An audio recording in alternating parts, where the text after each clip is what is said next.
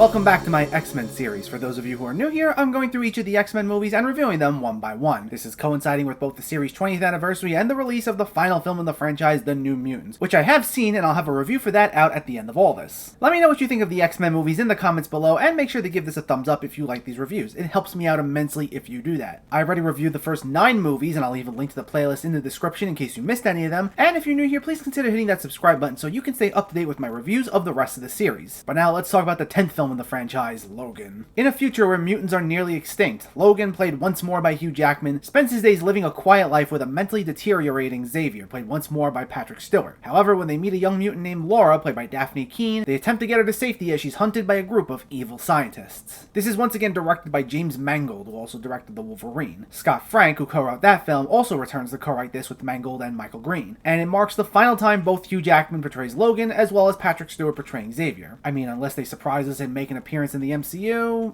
but I doubt it. This is based on the Old Man Logan comic, which is supposed to be an alternate timeline version of Wolverine, but it's never fully established if this film is supposed to be in the same timeline as the other X-Men movies. Mangold saying it is, I've heard some people say it isn't. If it is, it takes place only 5 years after the very hopeful ending of Days of Future Past, where the School of Mutants is thriving. It doesn't make a ton of sense to me since mutants apparently haven't been born in 25 years in this timeline, and everything went to hell that quickly, but who knows. It would be a shame if it did though, because this is a pretty bleak movie. While the first few X-Men movies made a huge impact in the superhero genre, as they were one of the first times that superhero movies could be taken seriously, this does to Wolverine what Christopher Nolan did to the Dark Knight movies. While of course we do see mutant powers being used, this is the closest we get to a hyper-realistic portrayal of the X-Men. It's dark, gritty, and brutally violent. While the action scenes in the other films usually consist of stylized fights involving effects such as laser beams, ice powers, and fire powers, among many other things, this is made up mainly of hand-to-hand combat with Wolverine slicing and dicing people in very graphic fashion. Besides the Deadpool movies, this is the only R-rated X-Men film. And it's something people have been wanting to see for quite some time, as we rarely get R-rated superhero movies, but by doing this, it allows Mangold and his team to not have to hold back in terms of creative possibilities, and it's everything fans could ever want from a Wolverine movie. And while Wolverine has always been seen as the cool X-Men, spewing one-liners here and there, this is a much different take on the character. Now, the essence is still there, as he's still this sarcastic badass, but he's also more bitter and tired, and he's lost so much hope since his glory days. His wounds don't heal as fast as they used to, they'll leave scars now, all his friends are gone, so he'd rather just live out his remaining days in peace. And Hugh Jackman absolutely crushes it here. While we've seen Logan go through some personal struggles in some of the other films, most notably The Wolverine, this is the most where we get to see his humane side. He's acting as a caregiver to both Xavier as well as Laura, and he acts as a mentor figure to her while he's dealing with his own mentor, mentally deteriorating, and now the shell of his former self. And Jackman really brings out the nuance in this character, as he has to deal with passing the torch from generation to generation. Patrick Stewart is once again excellent as Xavier, and again, this is a much different take on the character, and a really heartbreaking one at that. Even more so than the defeated sounding Xavier we saw in Days of Future Past, mainly because it's one of the most powerful mutants in all of X-Men, and he's suffering from something that can affect any one of us. It's something he can't escape. Seeing him not sure of where he is at times, or even on the verge of tears in a few scenes, was incredibly sad, and it'll hit you hard on an emotional level. Daphne Keane was also very enjoyable. She kind of acts as this new symbol of hope in the X-Men universe, with mutants on the verge of extinction. Seeing someone who has a lot of fight in them, both figuratively and literally, is something that gives Xavier, and eventually Logan, a lot more optimism, and any scene involving her added some positivity to the film's overall feel. While it's a very dark film, it's not totally humorless or without joy. The commitment to getting Laura to safety showed the film's nicer side, and the scenes between her and Wolverine would actually be pretty funny. Like a family offers them dinner at one point, and as they're eating, she's taking huge scoops of food, and he has to rip the plate away from her before she takes everything on the plate. There'd be little moments of physical comedy and sometimes even dark humor. She's often underestimated because she's a kid, and we see these armed soldiers going to attack her, but she has powers like Logan and will just slice them up with ease. So there are scenes where some of the villains will realize what they're up against, and their reactions to her would be pretty funny. The villains here are portrayed by Richard E. Grant and Boyd Holbrook, and they were fine. Only a handful of the X-Men villains in all the films have been truly memorable for me, and if I were to make any sort of critique of this film, are they exactly the best? No, but they're still very good. Grant is the son of a scientist who was killed when Wolverine escaped the Weapon X facility, so there's a personal factor tied in there, and he's now the head of this company called Transigen, and Holbrook is the head of security who's hunting down Laura. I wouldn't exactly call them underwritten. They're not exactly the most nuanced characters around, but they worked. If anything, this is the natural progression of many of the themes we've seen in all the other X-Men movies. The other movies dealt with discrimination in some form, and with Stryker and things like the Mutant Registration Act, there was this overall sense of wanting some control over the mutants. mutants. And this is exactly what we get with Transigen. Even with mutants on the verge of extinction in this hopeless feeling future, you still have people who feel the need to control and weaponize whatever mutants are remaining, especially now that they feel they really have the upper hand. And both Grant and Holbrook had great screen presence and were very enjoyable to watch. The performances are what really makes them interesting villains, and even if they weren't the greatest ever, they still worked. I was never bored by them. In fact, I never once found myself bored with this movie at all. It's a consistently engaging, emotionally investing experience from start to finish. There were never really any pacing issues. It's 2 hours and 15 minutes, but I never once felt that runtime. It felt like it was always moving, with each of the action scenes feeling really high stakes. Yet it also knew when exactly to breathe and let these characters just have a moment. There was an excellent balance between action and character drama here. What I also really enjoyed about this is it's a film that's almost this love letter to film itself. Mangold has stated in interviews it's heavily influenced by both westerns and film noir. There's even an alternative version of the film where it's shown in black and white called Logan Noir, which I haven't seen, but Mangold stated it can be experienced in that way, and it's a special feature on the Blu-ray DVD combo pack if you have it. But it doesn't go so much for this comic book feel that most other superhero movies, especially by this point, would go for. Mangold wanted this to stand on its own as a film, and he'd play around with a lot of cinematic techniques, such as a strong foreground, or playing around with depth, or unique camera angles. It's a beautifully filmed movie with some incredibly vibrant cinematography. There will be shots that feel straight out of either the film noir or western genre. For example, there's one overhead shot where the characters are driving through this town, and it's not abandoned, but it's just this very small town with only so many cars on the road, and it just feels like seeing an overhead shot of a small town in the Wild West. And it was really nice. Even in terms of the characters, this film draws heavy influence from the western Shane, which we actually see Xavier watching at one point, as well as Unforgiven, though really it feels like it could be from any old Clint Eastwood western. Logan kind of feels like the man with no name that we'd see Eastwood play in movies like The Good, the Bad, and the Ugly. He's a loner, he tries at first to be emotionally detached, yet when he's in action we see him as being cool. The film wears its influences heavily on its sleeve. And interestingly enough, this also exists in a world where there are X-Men comics. They actually play a part in the plot. The X-Men do end up becoming these celebrities, and Laura is actually a fan of them. And it even shows the glorification of people when they become these big celebrities. Logan goes at one point,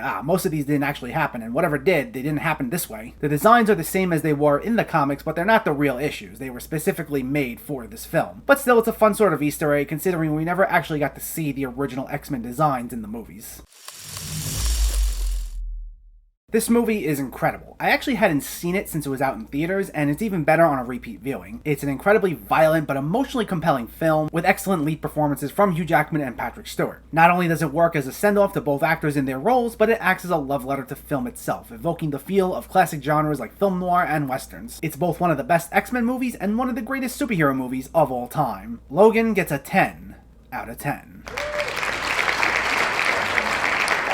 Up next is Deadpool 2, something much more lighthearted after the emotional roller coaster that was this film. I'll have that review out within the next few days, along with more 2020 reviews coming soon. So let me know, did you see Logan, or are you planning to see it, and what were your thoughts? Did you like the story? Did you enjoy all the performances? And do you want to see more R-rated superhero movies? Let me know in the comments below.